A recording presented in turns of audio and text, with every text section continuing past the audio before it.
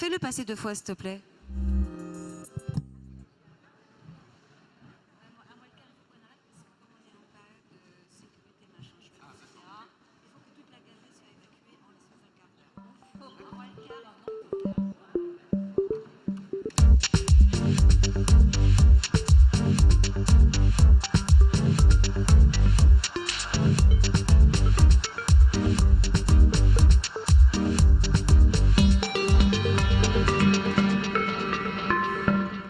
Voilà, le temps pour les intervenants de finir de s'installer. Bonsoir à toutes et à tous. Donc c'est reparti pour une autre table ronde. Alors au premier rang, pardonnez-moi juste Pierrette et on vous entend beaucoup. Enfin, on a le son qui revient ici, juste qu'on puisse se concentrer. Voilà. Donc en fait, alors c'est un sujet qui est aussi très polémique puisqu'il s'agit de la gestation pour autrui. Bon, on va voir justement où on en est en France, parce que je dois dire qu'à un moment donné, on avait pensé qu'on avait peut-être évolué, n'est-ce pas? On avait évolué sur ce sujet-là. Et puis finalement, bon, il y a eu des rebondissements, il y a eu oui, il y a toujours énormément de tensions. Et même dans certains cercles, et peut-être même dans la société, il suffit de parler de gestation pour autrui pour que ça s'enflamme et que ça divise. Donc la gestation pour autrui, porter l'enfant d'une autre, est-ce que c'est de l'esclavage ou de la solidarité? Alors je préciserai juste qu'un intervenant, une intervenante plus précisément, qui s'était annoncée donc sur cette table ronde finalement, déjà rien qu'en voyant ce titre, qui est un point d'interrogation, a jugé que on ne pouvait pas discuter de ces choses-là, énoncées de cette façon-là, parce qu'elle estimait, c'était déjà une affirmation. Voilà, et pour vous dire que c'est quand même un petit peu chaud sur le sujet. Alors pour en parler, je commence par vous, Dominique Ménesson, car finalement, il sera beaucoup question de vous, de ce que vous avez fait avec votre association, puisque ça permettra aussi d'illustrer toutes les problématiques autour de ce sujet-là. Donc, je vous laisse juste vous présenter. Également Anne-Marie Leroyer, également Maud Nizan. Je vais vous passer à tous, voilà, le micro pour pouvoir vous présenter. Dominique Ménesson. Alors moi, je suis tombé dans la GPA il y a 17 ans, quand avec ma femme, nous avons découvert qu'elle n'avait pas d'utérus. En 2000, nous avons eu 2 petites filles qui sont maintenant des grandes filles puisqu'elles ont 15 ans. Et c'est là que les ennuis ont commencé. Donc je ne détaillerai pas, mais on a pour nous d'avoir fait 4 jurisprudences, et peut-être plus dans le futur, parce qu'on en est toujours là au bout de 15 ans de combat. Et on a fait aussi une association qui s'appelle l'Association Clara, justement pour porter le débat et l'entraide entre les couples. Et pour donner quelques chiffres qui sont assez intéressants, dans cette association, il y a 2500 couples donc, qui réfléchissent ou qui ont déjà fait un parcours de GPA. Et il y a eu 6 enfants nés par GPA, donc une formidable source de partage d'expérience. Alors, Anne-Marie Leroyer. Anne-Marie Leroyer, donc je suis professeure de droit, juriste à l'Université Paris 1. Et je suis spécialiste des questions relatives à la famille, que ce soit d'ailleurs sur un plan extra-patrimonial, sur la filiation notamment, mais aussi sur un plan patrimonial, sur la transmission également. Maud Nizan. Bonjour, je suis avocat et j'ai pu avoir accès à certains dossiers de gestation pour autrui en tant que professionnelle, donc dans la pratique du droit. J'ai pu me confronter donc aux difficultés que posait le vide juridique actuel, et notamment aux difficultés bien concrètes et bien délicates et à la détresse des personnes qui se retrouvent malheureusement avec aux prises avec des questions éthiques qui vont se poser ce soir, et j'attends d'en savoir un petit peu plus sur ce que chacun a à en dire. Mais en tout cas, moi j'ai pu malheureusement dans ma pratique constater les difficultés qui se posent concrètement aux gens. Oui, d'où l'envie aussi de Maud Nizan d'avoir choisi en fait cette table ronde plus précisément pour y être en tant que grand témoin. Noussa Gassous. Bonsoir, je suis originaire du Maroc, je vis au Maroc. Je suis chercheur en bioéthique et en droits humains, particulièrement en droits des femmes. Et je me suis proposée pour contribuer au débat de cette table ronde parce que je pense qu'il est important aussi d'avoir le point de vue des pays qui peuvent être fournisseurs de mères porteuses. Oui, et puis on peut peut-être rappeler aussi que vous avez comme outre les territoires, les champs de la bioéthique, dans votre pays, vous êtes très présente sur les questions relative aux droits des femmes. Hein. Absolument, absolument. J'ai contribué, j'ai eu le privilège et la chance de contribuer au changement des lois qui régissent les rapports familiaux et qui a eu lieu en 2004. Martine Gross. Bonsoir, je suis ingénieure de recherche en sciences sociales au CNRS. Pour dire plus rapidement, je suis sociologue et je m'intéresse à l'homoparentalité. J'ai mené plusieurs enquêtes sur la paternité gay et notamment auprès de couples d'hommes qui ont choisi de recourir à la gestation pour autrui pour devenir père. Alors donc, disons juste une chose pour l'instant, la gestation pour autrui, hein, juste pour préciser les choses, en France, c'est interdit. Oui, totalement. Alors allez-y, je vous écoute. Il n'y a aucune ambiguïté là-dessus. On a même entendu Marisol Touraine à un moment dire et menacer presque les médecins de ceux qui auraient envie de donner des informations là-dessus. Ok, on peut le préciser un tout petit peu. Je pense que ce qui est important de dire en 2 phrases, c'est qu'est-ce que la GPA? Parce que j'étais toujours extrêmement surpris de découvrir que beaucoup de gens ne savent pas ce qu'est la GPA et font la confusion avec la procréation pour autrui, voire l'adoption. Donc, la GPA, c'est pour une femme d'accueillir le développement d'un embryon qui existe déjà et donc d'assurer ce développement jusqu'à l'accouchement. Et donc, cette femme n'a pas de lien génétique avec cet embryon.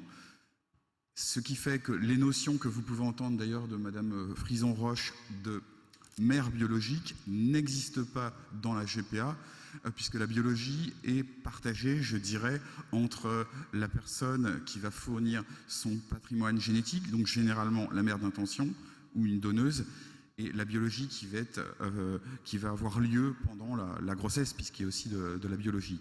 Donc, en tous les cas, que ça soit de la gestation pour autrui ou de la procréation pour autrui, donc les mères porteuses à l'ancienne, les deux sont interdits en France, mais faut-il le rappeler, la loi française n'interdit absolument pas d'aller à l'étranger. D'ailleurs, aucune loi ne pourrait l'interdire, puisqu'on est en Europe avec des directives qui assurent la mobilité des personnes, et notamment pour les traitements médicaux.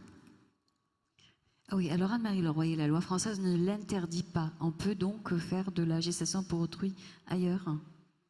Je ne répondrai pas tout à fait de la même manière, parce que la question qui se pose en droit lorsque des personnes vont recourir à une gestation pour autrui à l'étranger n'est pas le point de savoir si elles ont droit d'aller à l'étranger, ce qui est effectivement du domaine de la liberté de chacun de se rendre dans le pays où il souhaite, mais la question de savoir si la France va reconnaître ensuite les effets juridiques de cette gestation pratiquée à l'étranger. Et en l'occurrence, dans cette hypothèse, le droit français est clair et considère qu'il y a une fraude à la loi française et ne reconnaît pas les effets de cette gestation pour autrui, avec cette réserve que, on a un certain nombre de tempéraments en ce qui concerne la filiation, mais pas en ce qui concerne la gestation ou le contrat lui-même. Alors il y a une fraude, c'est-à-dire, est-ce qu'on peut en savoir un peu plus? Il y a une fraude à la loi, parce que pour nous, citoyens, et puis néophytes, quand on entend ça, on se dit, oulala, c'est énorme, fraude. Qu'est-ce qu'il y a Est-ce qu'il y a un vide juridique, comme le disait tout à l'heure Maud Nizan, pour que l'on aille vers cette fraude? Il n'y a absolument aucun vide juridique, il y a une interdiction. L'interdiction a été posée clairement dans le Code civil par la loi de 1994. D'ailleurs, le texte prévoit qu'est nulle toute convention portant sur la gestation pour autrui. C'est intéressant dans son vocabulaire de voir comment c'est formulé, c'est conventionnel. Et évidemment, puisque c'est d'ordre public, eh bien, tout un chacun ne peut pas finalement porter atteinte à cette loi, quelles que soient les modalités qui sont celles par lesquelles un individu ou des individus vont y porter atteinte. Donc peu importe que le fait de se rendre à l'étranger soit autorisé, c'est lors du retour sur le territoire français que les questions vont se poser et qu'évidemment, la question de la violation de l'ordre public, en l'occurrence de la fraude à la loi, va être soulevée pour éviter que les effets de cette convention ou de finalement tout ce qui en résulte, que ce soit le jugement d'adoption ou la filiation, puissent être effectifs sur le territoire français. Et c'est ce qui fait qu'aujourd'hui, Dominique Ménesson, on a des enfants nés de gestation pour autrui à l'étranger et qui sont aujourd'hui, on ne peut pas les transcrire sur l'état civil, c'est ça le problème? Alors, Combien de personnes d'ailleurs? Combien d'enfants sont nés de ce juge? On l'estime à 2500 enfants actuellement, et il y en a 200 de plus chaque année. Et il y a un vrai débat de juristes là-dessus. C'est-à-dire que, évidemment, moi je fais partie de l'école du professeur Lapradel qui a posé déjà il y a 20 ans le principe que la nullité d'une convention dans le droit, ça veut dire qu'elle est nulle et qu'elle n'a pas d'effet. Et on observera très facilement que les conventions de GPA sont nulles aussi en Belgique, en Angleterre, au Québec, 3 pays où la GPA est tout à fait illégale et on reconnaît parfaitement la filiation. Mais il y a un débat là-dessus. Ce débat a eu son paroxysme en Cour européenne des droits de l'homme, qui a valu une condamnation cinglante de la France. C'était en septembre dernier, n'est-ce pas? Non? Alors ça, c'est la Cour de cassation qui a repris, dans une configuration réduite, on va dire, la jurisprudence de la Cour européenne qui datait du 26 juin 2014 et qui a dit que quel que soit le but parcouru par la France pour interdire la GPA sur son territoire, elle violait la Convention européenne et son article 8 en ne respectant pas l'identité des enfants nés par GPA, en leur refusant la transcription. Et donc aujourd'hui, à chaque fois que les juges des plus hautes instances, que ce soit le Conseil d'État pour la nationalité française ou que ce soit la Cour de cassation, mais dans une configuration réduite, je détaillerai peut-être éventuellement, ou ma voisine aussi, donc ont bien sûr repris cette jurisprudence qui s'imposait. Donc aujourd'hui, en théorie, on ne peut plus invoquer la fraude à loi, qui est déjà un raisonnement bancal, parce que la fraude à la loi portait sur la gestation et non pas sur la reconnaissance de la filiation, puisque la loi française ne dit pas un seul mot sur cette reconnaissance de la filiation. Donc on est vraiment dans une guerre des tranchées, il n'y a pas d'autre mot, parce que des juges vont dire une chose et d'autres vont dire le contraire. D'où la précarité de la situation des enfants. Alors justement, la précarité de la situation des enfants, en tout cas, ou pour dire les choses autrement, d'une manière même beaucoup plus neutre, concrètement, ça se traduit comment pour les enfants? C'est-à-dire vos enfants, par exemple, vous êtes français, ils ont quelle nationalité? Ou elles ont quelle nationalité? Et comment vous vivez? Comment est-ce qu'il y a des contraintes peut-être au quotidien sur le terrain? Alors il y a 2 types de droits pour les enfants qu'il faut bien comprendre. Le premier, il est lié à la nationalité. Donc vous avez le droit de vote, le droit de rester sur le territoire. Vous avez aussi quelques avantages sociaux, mais assez moindres, qui sont liés à être français. Le plus grand effet de droit, en fait, c'est obtenu par la filiation. C'est que pour qu'un enfant ait des droits, il faut le rattacher à un ayant droit. Et pour le rattacher, c'est la filiation. Donc c'est simple, la sécurité sociale, les allocations familiales, mais aussi l'héritage, aussi le droit d'être entendu dans un conflit entre les parents, et ainsi de suite. Donc à partir du moment où vous n'avez pas ces droits, c'est un problème, et c'est pour ça qu'on a parlé des fantômes de la République, parce que ça peut être un cauchemar si vos parents se séparent ou si un de vos parents décède. Pourtant, on croyait vraiment que cette affaire, elle était réglée à un moment donné.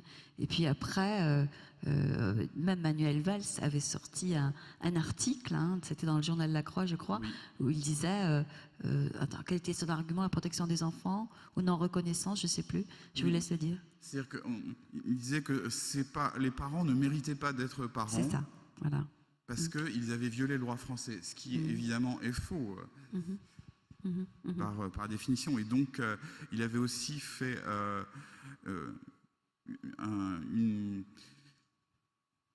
il avait fait une présentation assez malhonnête de l'arrêt de la Cour européenne des droits de l'homme, parce que l'arrêt de la Cour européenne des droits de l'homme n'a jamais dit qu'il fallait protéger ses enfants. Il a dit qu'il fallait respecter leurs droits et leur identité. Et le mot identité, qui est parfaitement défini dans l'arrêt, passait complètement à la trappe. Donc ce n'était pas acceptable. Et donc depuis, je dirais, c'est la guerre des tranchées dans le pays, la guerre des tranchées dans le gouvernement, entre les pro-GPA, les anti-GPA, et surtout une position qui est quand même très particulière à la France. Il n'y a peut-être que l'Italie qui fait un peu ça, qui consiste à utiliser les enfants comme des objets de chantage en disant: on va refuser les droits de ces enfants, comme ça on va dissuader les parents d'avoir recours à la GPA. Et donc l'étude qui a été faite par un groupe de chercheurs, dont Laurence Brunet, qui était venue ici vous qui parler, sera là samedi d'ailleurs. Voilà, sur les 28 pays de l'Union européenne, enfin à l'époque il était 27, excusez-moi, avait démontré que la France était le seul pays à s'arc-bouter à ce point-là pour pénaliser les enfants, alors que des tas d'autres pays, comme par exemple l'Allemagne, reconnaît parfaitement la filiation des enfants tout en continuant à maintenir la prohibition de la GPA. Et donc aujourd'hui, au plan international, il y a un vrai débat sur la chose avec la Convention de La Haye. Anne-Marie Leroyer, vous souhaitiez intervenir? Je pense qu'on pourrait prendre ces questions de deux manières. Ou bien on s'interroge d'une part sur la question de l'interdiction de la gestation pour autrui et la question de l'admission de la filiation, quelles que soient ses modalités. Et là, on voit bien qu'on est obligé de dissocier, d'une part, finalement, la prohibition du procédé, et d'autre part, la reconnaissance d'une partie de ses effets. Et ce débat-là, il est extrêmement mal posé. Pourquoi il est extrêmement mal posé? Parce qu'on a tendance à lier les deux et à considérer qu'à partir du moment où on reconnaît l'établissement de la filiation des enfants ainsi conçus, eh bien c'est comme si, petit à petit, ou en tout cas indirectement, on allait parvenir à une légalisation implicite, indirecte de la gestation pour autrui. Je crois que sur ce terrain-là, il faut être très ferme et répondre à cette, finalement, prise de position par la négative. Cette assimilation est erronée. Il y a des tas de pays d'ailleurs qui ont reconnu, comme il a été dit tout de suite, la gestation pour autrui, la filiation sans reconnaître la gestation pour autrui, et donc il est possible de dissocier les deux. Et cette impossibilité de certains de dissocier les deux porte sur la question de la sanction. Et effectivement, comment est-ce qu'on peut continuer à interdire un processus si on souhaite aller dans ce mouvement, hein? Ça, c'est la première hypothèse. Comment est-ce qu'on peut continuer à interdire un processus, disent certains, tout en reconnaissant les effets? Ça, c'est du jamais vu en droit. On n'annule pas pour en reconnaître les effets. Et à cet égard, il suffit d'indiquer que la filiation n'est pas à proprement parler en droit un effet de la convention de gestation pour autrui. On peut très bien situer le débat d'une autre manière, et en tout état de cause, si tant est que l'on souhaite trouver des sanctions au procédé de gestation pour autrui, en lui-même, dans son interdiction, si on souhaitait poursuivre cette piste, on pourrait en trouver d'autres, il y en a d'autres qui sont proposées. Ça, c'est la première finalement prise de position, et il me semble extrêmement important d'essayer de dissocier les deux questions. Puis la deuxième prise de position est simplement de constater, et c'est le mouvement que je suivrai maintenant d'un point de vue personnel, que ça n'est pas tant la question de savoir ce qui se passe outre-mer qui est intéressante pour nous aujourd'hui, mais la question de savoir ce qui se passe au sein des pays de l'Union. Et on vous a cité le cas du Royaume-Uni qui autorise la gestation pour autrui, mais ce qui me paraît plus intéressant, c'est le cas de la Grèce. Parce que la Grèce a autorisé depuis l'été dernier, finalement, la gestation pour autrui sans condition de résidence. Et ça, c'est tout à fait intéressant parce que le droit de l'Union a finalement des effets sur cette question-là. Et du fait de la libre circulation des personnes au sein de l'Union européenne, on peut se demander ce qui va se passer quand un couple de Français va aller recourir à une gestation pour autrui en Grèce, sans condition de résidence, va voir la filiation de l'enfant légalement établie en Grèce. Que va dire la Cour de justice si la France ne reconnaît pas finalement l'état civil de ses enfants?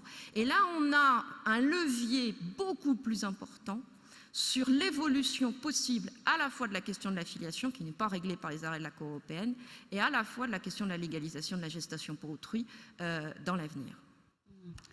Martine Gross, on va vous écouter aussi. Oui, alors puisqu'on parle un peu de transcription, de filiation, alors je vais vous parler de ce qui se passe pour les couples d'hommes qui ont recours à la GPA. Ils ont aussi à faire face aux mêmes difficultés que leurs homologues hétérosexuels, sauf que ils ont des voies un petit peu plus diversifiées. La plupart des hommes que j'ai interrogés ont eu recours à la gestation pour autrui aux États-Unis, certains au Canada et un tout petit nombre en Inde et en Ukraine. Mais la plus grande majorité, c'était aux États-Unis.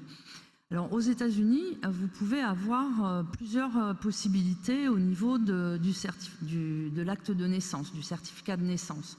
Soit, bon, je ne suis pas juriste, donc je vais vous dire en gros, hein, soit les deux pères sont indiqués sur l'acte de naissance, et donc c'est indiqué père 1, père 2, ou parent de l'enfant, monsieur X, monsieur Y.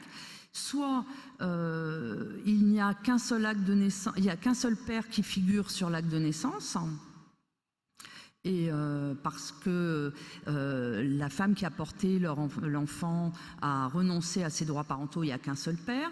Ensuite, il peut y avoir les deux pères, mais parce qu'il y a eu une adoption consécutive au renoncement des droits parentaux de la femme qui a porté les enfants. Et enfin, il y a un quatrième cas de figure qui est que l'acte de naissance porte le nom du père biologique, enfin en tout cas du père qui s'est déclaré, et de la femme qui a porté l'enfant. Alors, quand ces couples d'hommes reviennent en France, s'ils produisent l'acte de naissance qui porte le nom d'un père et le nom de la femme qui a porté l'enfant, jusqu'à l'arrêt de la Cour de cassation de juillet 2015, s'il y avait suspicion de GPA, ils avaient les mêmes problèmes pour faire transcrire leur acte de naissance. Mais depuis l'arrêt de la Cour de cassation de juillet 2015, qui prend acte de la condamnation de la France par la Cour européenne des droits de l'homme, eh bien, cet acte de naissance avec un père et une mère, même s'il y a eu suspicion de GPA, est transcrite. Mais ça a pour conséquence que le deuxième père ne peut pas voir sa filiation établie à moins de passer par une adoption simple avec le consentement de la femme qui a porté l'enfant. Donc c'est pas complètement simple, malgré le qualificatif simple accolé à adoption. Ensuite, s'il y a deux pères sur l'acte de naissance, eh bien, ils auront beaucoup de mal à faire transcrire cet acte de naissance qui, pour le procureur de Nantes, ne correspond pas à la réalité biologique, parce que deux pères ne peuvent pas donner naissance à un enfant.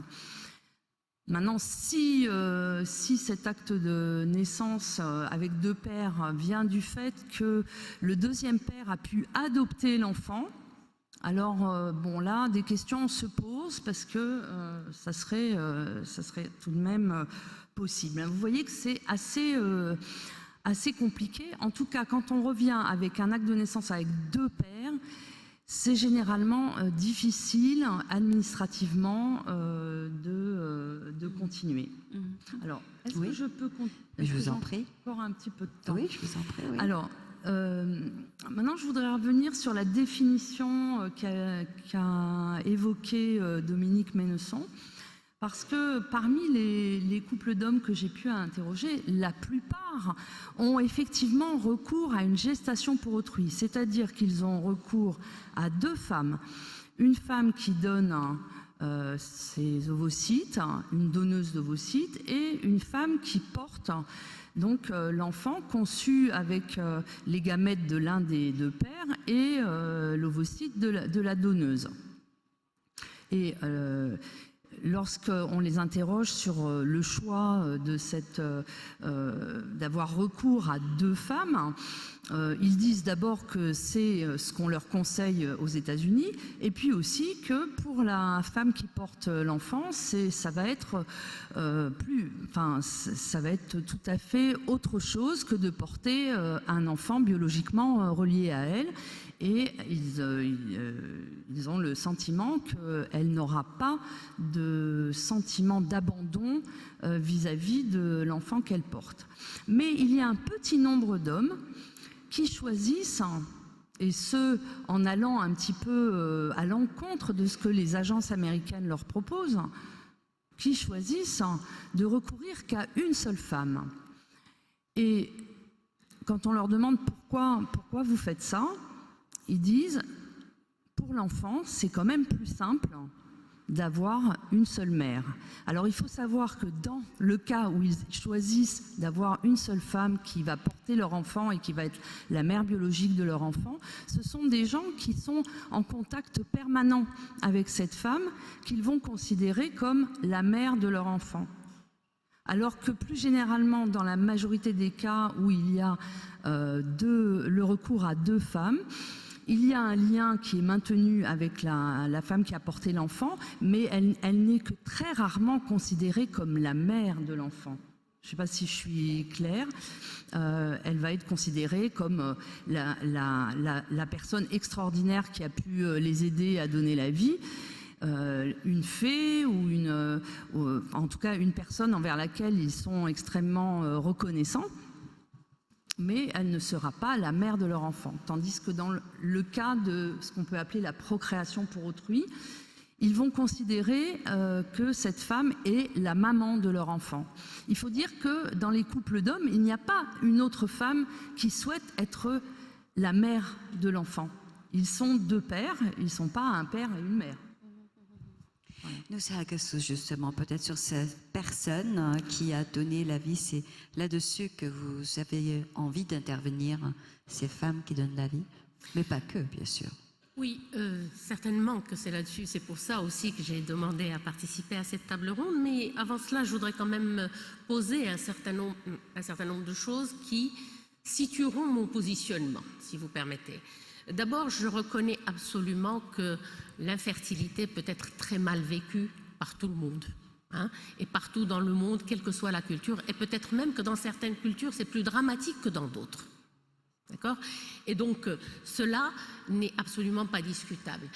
Il est certain que les techniques de médecine procréative permettent maintenant, nous venons de sortir de 2 sessions sur les techniques, la médecine procréative, qui montrent qu'il y a effectivement de plus en plus de possibilités qui sont proposées à ces personnes, à ces couples qui sont dans l'incapacité d'avoir, dans l'impossibilité d'avoir un enfant de manière naturelle, entre guillemets.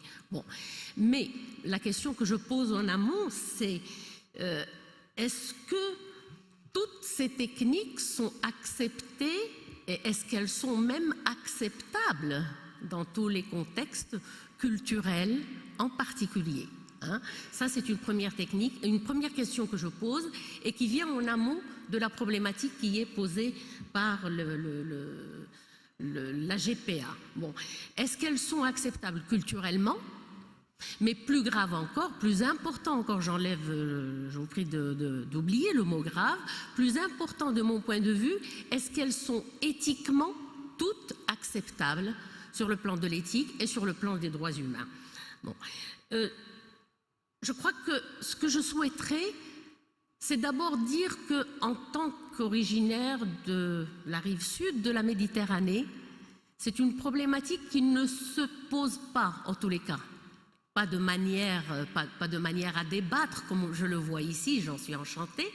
Elle n'est pas posée au Maghreb, en Afrique du Nord, pas plus que, je dirais, dans tous les pays de culture musulmane. Pourquoi? Parce que c'est même plus compliqué que ça. La seule filiation qui est reconnue et qui est possible, la seule procréation qui est possible, c'est celle qui est entre un homme et une femme légalement mariés et dont le mariage est reconnu.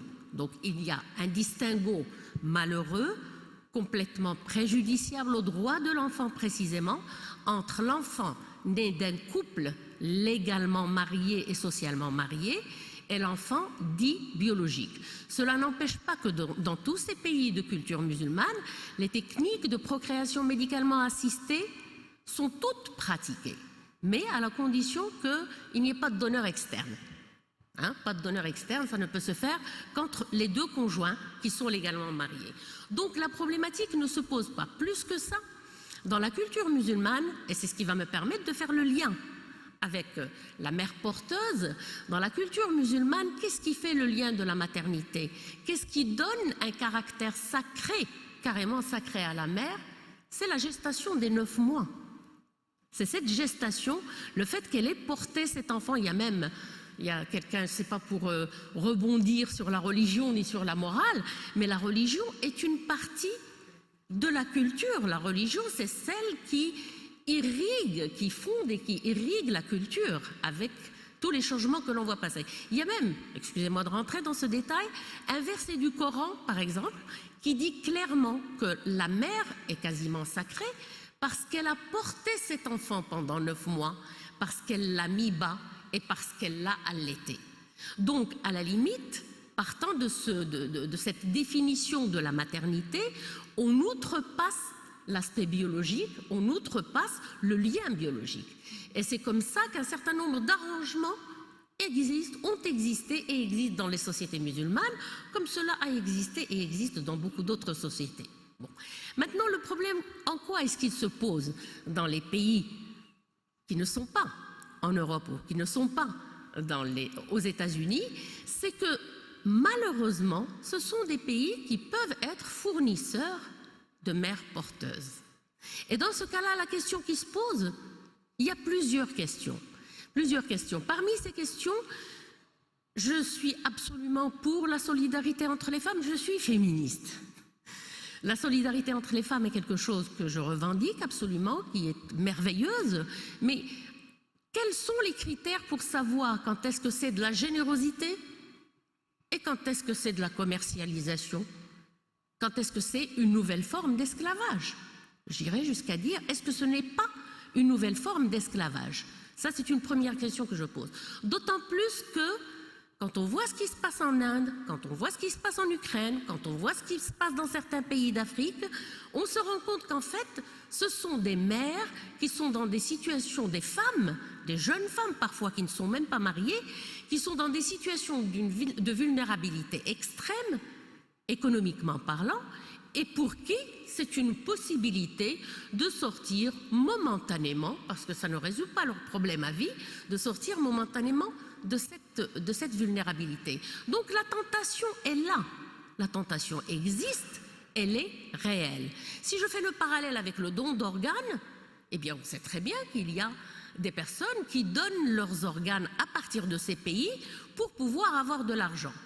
Peut-on considérer que donner, louer ou donner sans aucune arrière-pensée péjorative, hein, donner son utérus, en quoi est-ce que c'est vraiment différent?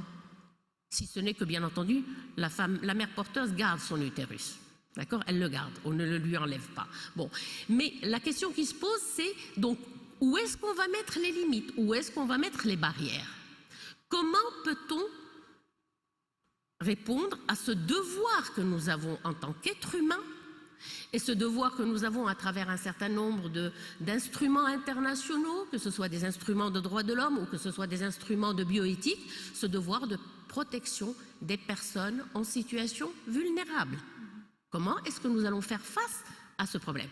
Alors, je ne veux pas intervenir dans le débat franco-français ou franco-européen.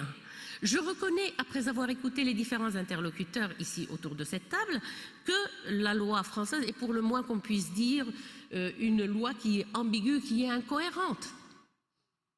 Si, objectivement, un couple de Français, qu'ils soient homosexuels ou pas homosexuels, c'est pas ça la question, ont la possibilité d'aller recourir à la GPA dans un autre pays, il n'y a aucune raison de ne pas reconnaître la filiation de l'enfant.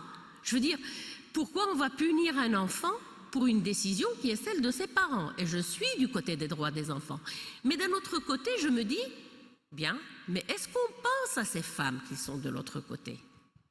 Où commence l'attachement à cet enfant? Je suis une mère, je ne veux pas tomber dans les histoires mélo de dire oh là là c'est merveilleux quand on le sent bouger dans le ventre, etc. Mais il y a une réalité, c'est un choix qui n'en est pas un. C'est une gestation la plupart du temps qui est imposée par des conditions de vulnérabilité, par des conditions économiques et sociales qui sont catastrophiques. Sans oublier, parce que je crois qu'on aura l'occasion de revenir, que bien que je ne peux pas prétendre que je peux m'exprimer au nom de l'enfant à naître, mais il faut se poser la question de cet enfant à naître. Je n'ai aucun moyen de dire qu'il y a moyen d'explorer son éventuel attachement, son éventuelle mémoire de ce temps gestationnel. Il n'en demeure pas moins qu'il y a des études de neurosciences qui montrent que l'enfant, dans le ventre, entend la voix de la mère, qu'il sent les émotions de la mère, etc. Les traces qui sont retrouvées par des psychanalyses très longues de traumatismes qui ont survenu in utero sont quand même largement documentées. Quelle est la différence, à la limite, entre cet enfant, je dis bien à la limite, c'est peut-être même très grossier, entre cet enfant et la souffrance qui est de plus en plus souvent rapportée par des enfants nés sous X. C'est une comparaison qui est grossière, mais c'est juste pour dire qu'il faut se poser ces questions, qu'on est en devoir de nous poser ces questions. Donc, toutes ces questions font que je dirais que sans intervenir dans la discussion franco-française ou franco-européenne, je dirais que de l'autre côté, eh bien moi je ne vois aucun problème à ce que la gestation pour autrui soit autorisée dans les pays européens de l'autre côté, mais à la condition que les mères porteuses soient aussi de ces pays. Il n'y a pas de problème.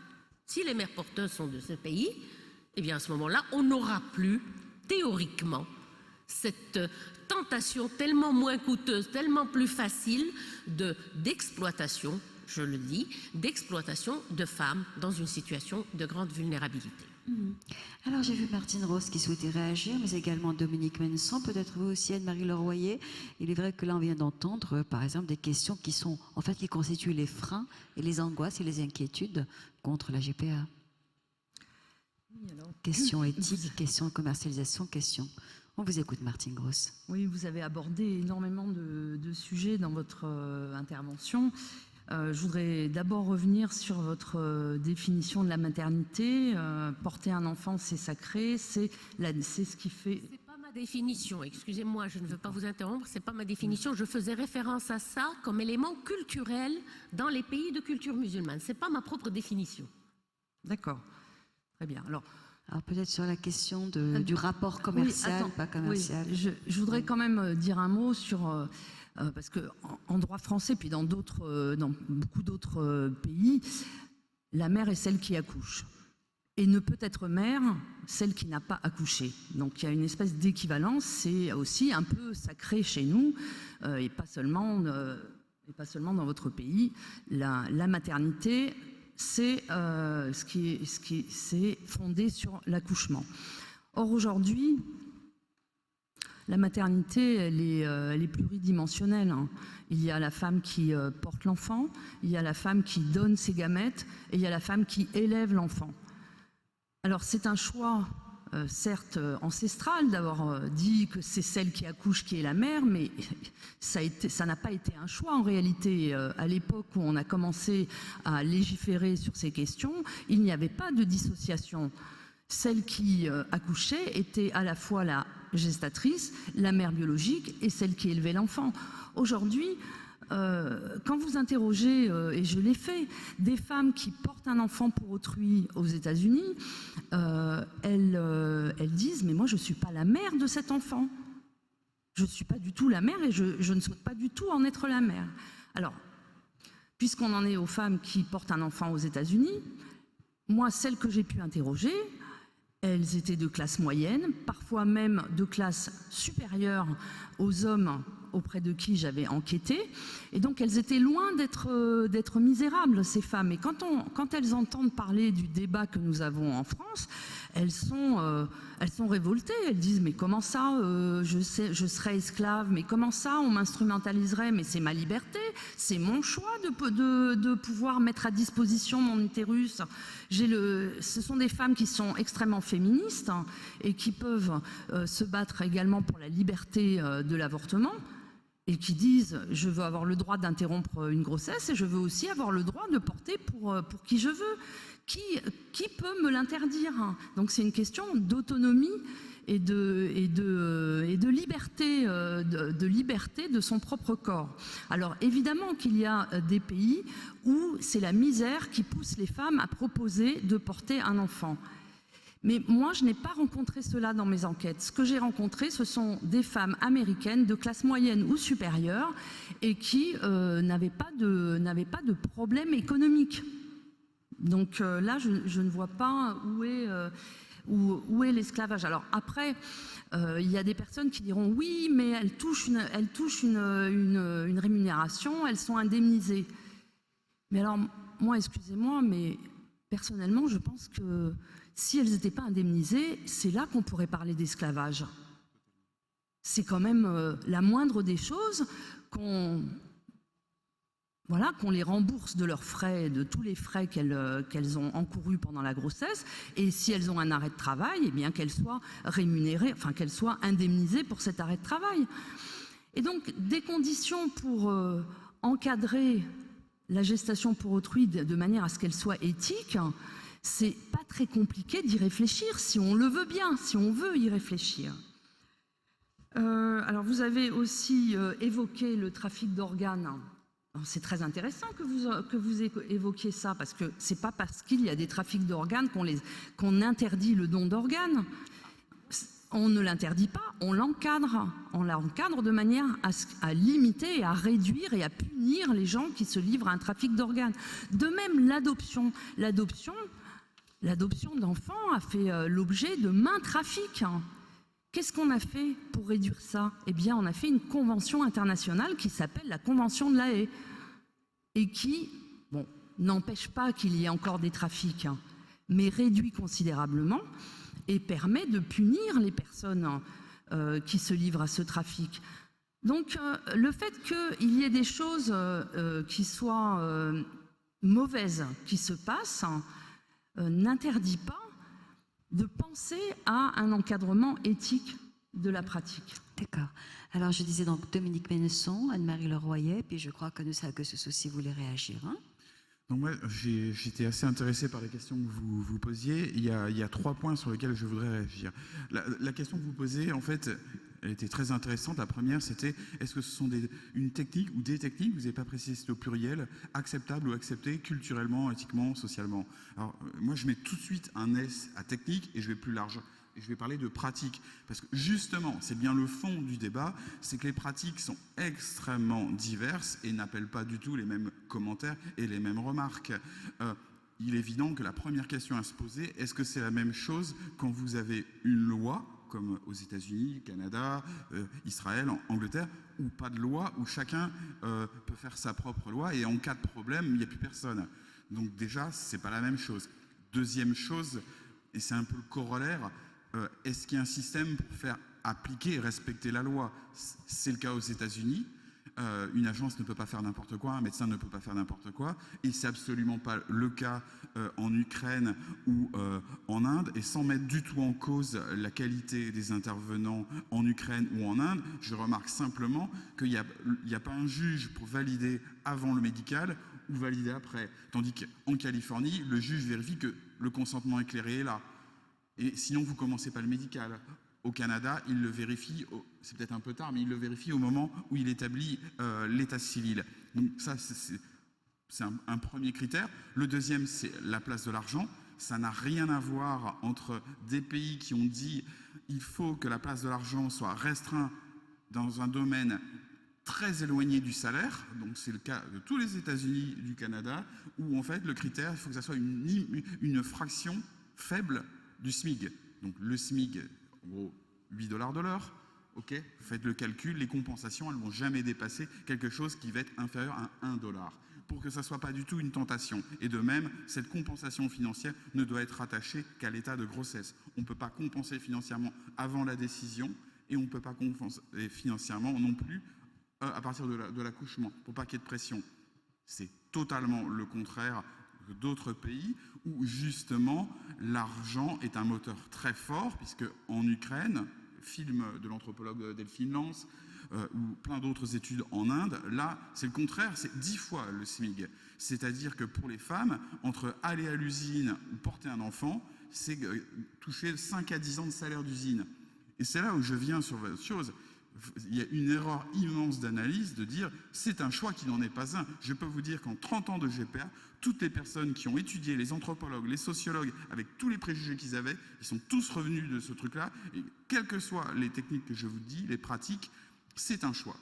Maintenant, on peut le critiquer, ce choix, parce qu'une femme qui sera tellement motivée par l'argent, peut-être qu'elle en oubliera des problèmes personnels ou des critères personnels, et peut-être qu'elle sera passée orientée sur l'aspect générosité. Le dernier point, et c'est un peu le corollaire de ça, qui moi, d'un point de vue éthique, me semble très important sur les différences entre les pratiques, c'est que vous avez les pratiques qui sont dites ouvertes. Les États-Unis l'imposent, le Canada l'impose, la Belgique l'impose, la Nouvelle-Zélande l'impose et le vérifie. vous devez vous connaître avant d'engager le médical. Vous devez avoir établi une relation, même si 3 mois avant, vous ne l'avez pas établie, mais vous allez établir cette relation et vous devez notamment établir ce que vous allez faire pendant la grossesse et après la naissance. Donc il y a un respect de la personne, il y a des échanges et ces personnes développent des relations qui continuent. En Ukraine, toutes les agences vous disent non, pour que la personne soit concentrée sur son truc, il ne faut pas qu'elle rencontre les parents. C'est la même chose en Inde. On peut se poser une question éthique. Je ne veux pas vous donner la réponse, c'est à vous de réfléchir. Mais ce n'est pas la même chose. Moi, j'ai ma petite idée. Bien sûr, la place de l'argent, la place de la relation, c'est le respect du consentement libre et éclairé. Ça me semble 3 axes éthiques. Donc, il y en a certains qui doivent être acceptables, d'autres pas acceptés. Le dernier point, c'était l'enfant. Il faut bien sûr en parler. Moi, je voudrais juste faire remarquer, ça fait 15 ans que je débat sur la GPA, à chaque fois qu'on me parle de l'enfant né d'une GPA pour m'expliquer qu'il y a des risques et tout ça, tous les témoignages qu'on évoque, c'est des témoignages de l'adoption, l'accouchement sous X, le don de sperme, des choses parfaitement légales, et jamais un cas de GPA. Et pourquoi ? Ça a 30 ans la GPA, vous avez des tas de témoignages qui existent pourtant. Eh bien c'est très simple, il n'y a pas un seul enfant né par GPA qui s'en est plaint, c'est exactement le contraire. Vous avez les premières déclarations, vous avez Alice Kirkman par exemple, qui est la première fille née par GPA en Australie, qui maintenant explique et va dans les commissions, et vous en avez d'autres, même on va dire mes filles ont témoigné cet été, et vous en aurez de plus en plus, parce que quand on dit la mère est celle qui accouche et il y a la mémoire et tout ça, loin de nous de nier l'importance de la grossesse.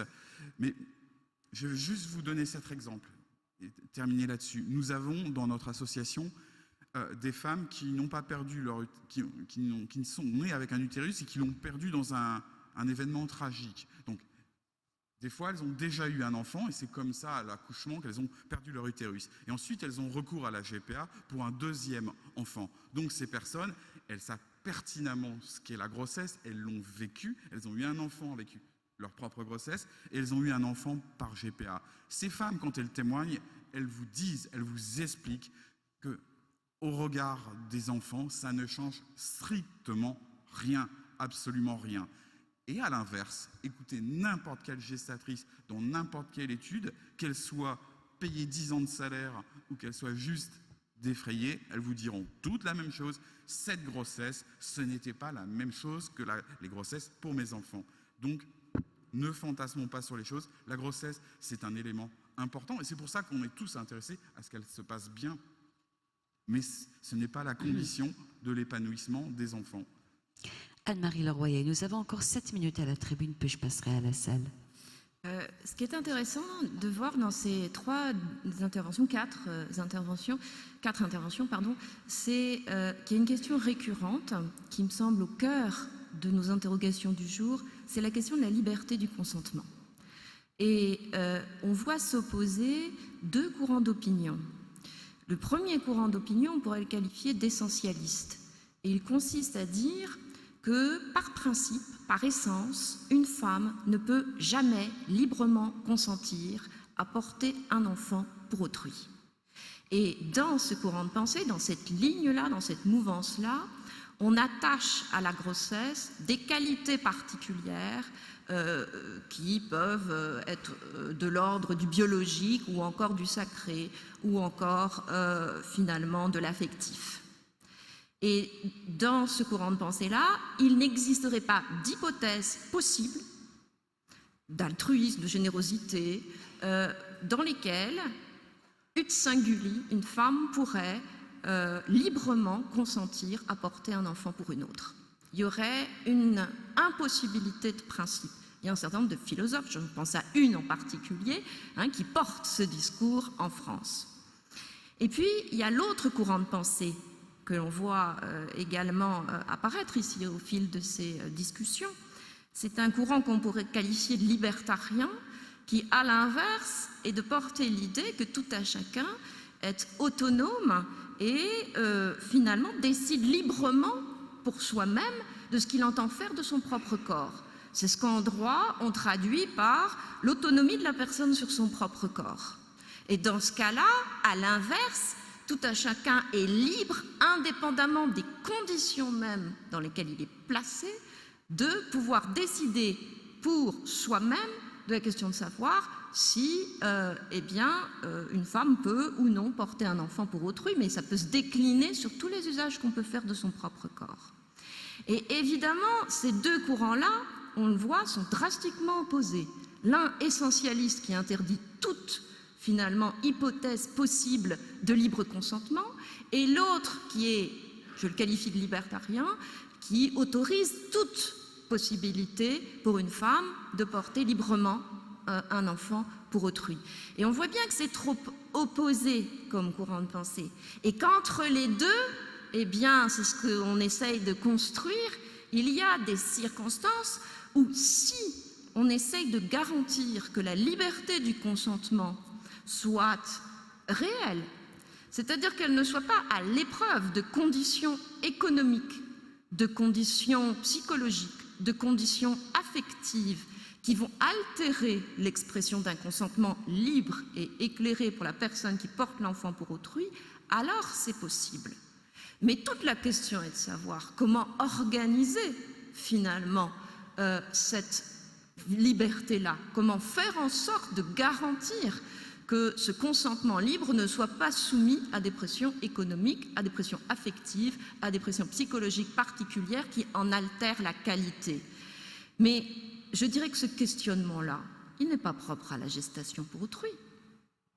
C'est le cœur du contrat social, c'est le cœur de l'expression de tout consentement. Si nous n'admettons pas que nous pouvons protéger le consentement d'une personne, nous n'admettons plus la base du contrat social, nous n'admettons plus l'échange finalement entre nous au sein de la société sur le fondement de la liberté de consentir. Toujours, nous trouverons que nous sommes soumis et que nous agissons pour travailler, pour aimer, pour avoir des relations sexuelles sous une pression quelconque et que nous ne sommes jamais libres. Les philosophes avaient posé cette question bien mieux que nous il y a des années et nous y revenons encore. Donc c'est vraiment la problématique qui est la nôtre, c'est une question philosophique, c'est une question qui a trait à cette protection du consentement. Peut-être un petit mot rapide de Martine Grosse. Oui, et puis après, ce sera le tour de Maud Nizan.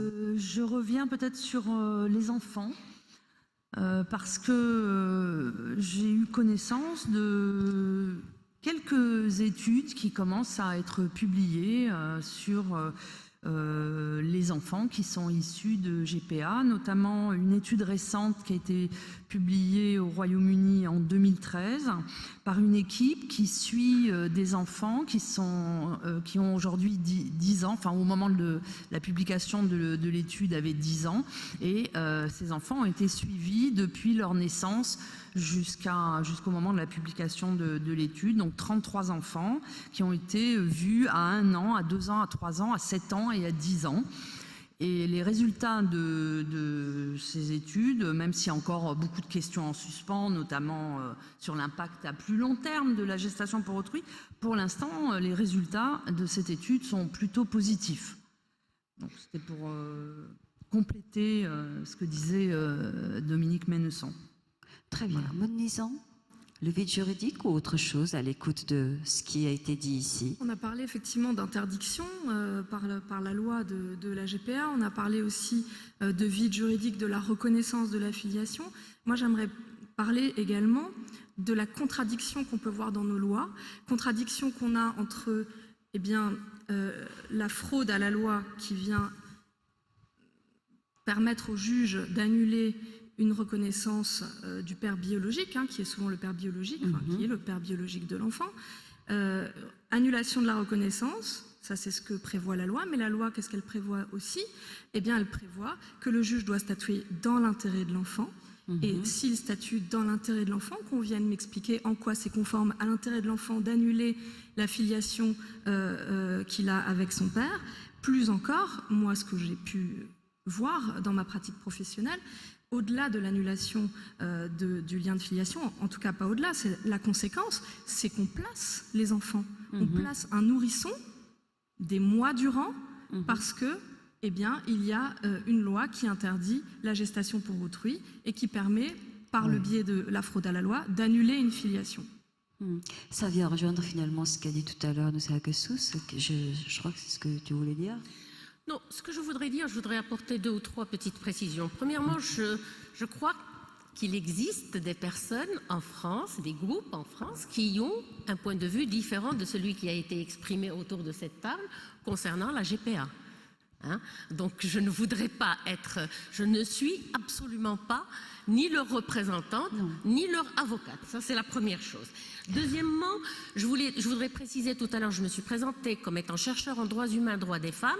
Je voudrais ajouter une chose, c'est que je suis laïque, et que je suis pour la dissociation du droit positif et du droit religieux.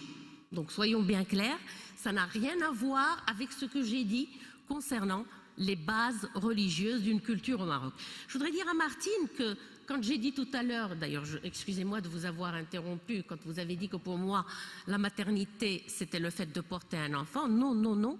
Mais ce que vous avez dit est tout à fait vrai, parce qu'en fait, dans les pays de culture musulmane, la mère qui accouche est obligatoirement la mère biologique et la mère gestatrice, puisque les relations hors mariage sont interdites, et puisque la seule filiation qui soit reconnue, c'est celle d'un enfant né. Donc, on est absolument dans la même situation. Troisième point, il a été évoqué le point du droit à disposer de son corps. Je suis une militante pour l'avortement libre, accessible, médicalisé. Donc, je suis pour la libre disposition du corps. Seulement, là, pour la gestation pour autrui, est-ce que c'est la même chose? Où en sommes-nous avec ce qui existe dans toutes les conventions internationales, à savoir l'indivisibilité, l'indisponibilité et la non-commercialisation du corps? D'accord. C'est une question qui se pose. Excusez-moi. Encore juste une minute peut-être? Oui, s'il vous plaît. Parce qu'il faudrait qu'on se tourne vers la salle. Je voudrais dire aussi concernant le choix et le consentement, l'autonomie, la notion. J'ai travaillé pendant 8 ans dans le cadre du Comité international de bioéthique. Donc les questions de consentement en particulier sont des questions qui ont été au centre de beaucoup de débats, et de rapports et de déclarations. La liberté de choix dans certaines situations, notamment dans des situations de vulnérabilité, peut être une simple utopie. Le consentement, je l'ai de par ma propre expérience en recherche biomédicale. Dans des situations de vulnérabilité, le volontaire qui va participer à une recherche vous signera n'importe quel consentement parce qu'il sait qu'il va avoir accès à un médecin. J'ai vécu ça. Donc, disons-nous bien que le consentement, c'est un idéal. Il est plus ou moins possible de l'obtenir dans les conditions éthiques selon les circonstances sociales. Et je laisserai d'autres choses concernant l'enfant et la mère. Alors juste pour petite précision aussi, nous avons donc 3/4 d'heure à moins le quart. Comme tous les jours, il faudra qu'on quitte la salle. Demande de parole? Oui, madame.